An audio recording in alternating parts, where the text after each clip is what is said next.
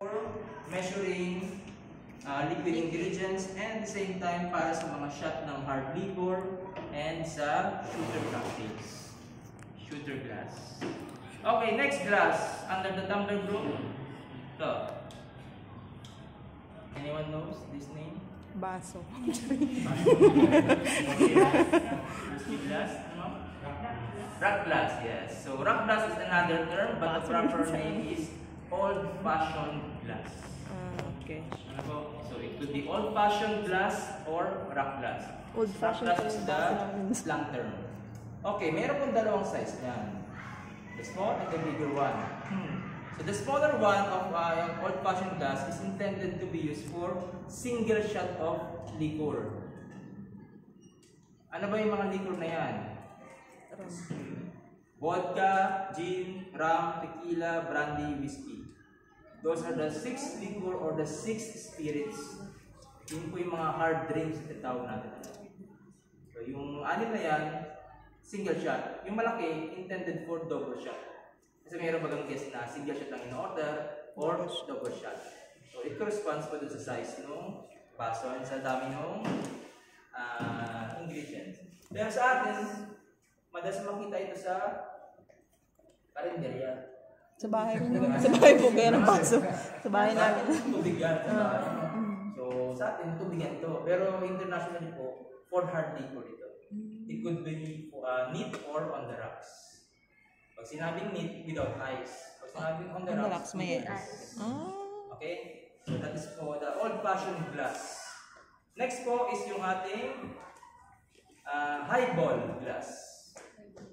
Highball. Mataas na bola, highball. Now, the highball glass po is intended to be used for highball drinks. Ano yung highball drinks? Highball drinks is a combination of hard liquor or a hard liquor with mixer. Ano po? Halimbawa, vodka soda, vodka tonic, gin tonic, vodka bull. Ay, oo, tama. Vodka Red Bull. Ano po? So, meron siyang shot of liquor and then mixer. Those are the highball drinks. So, it's another category po ng cocktail. Highball drinks. A combination of hard liquor and the mixer.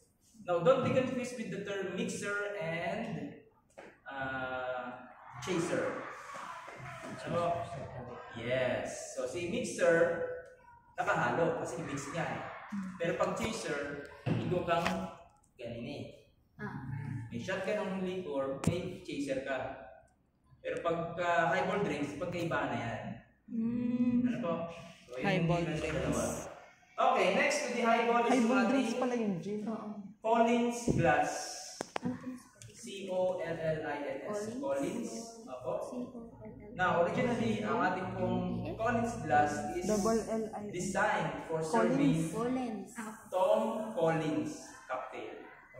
So there's a cocktail named Tom Collins, and that is also one of the cocktail na kailangan pabisahin for the assessment. So Tom Collins is intended para po gamitin sa Collins glass. But sometimes sa catering nagiging baso. Juice glass. Pero originally po for Tom Collins cocktail yung Collins glass. Then yung sumunod po dito, wala tayong example na yung mas mataas dyan. Ang tawag naman doon ay zombie. Zombie glass, yung mas mataas kay Collins. So mas bigger capacity, mas mataas, mas marami may ilalagay. So intended naman po siya sa zombie cocktail.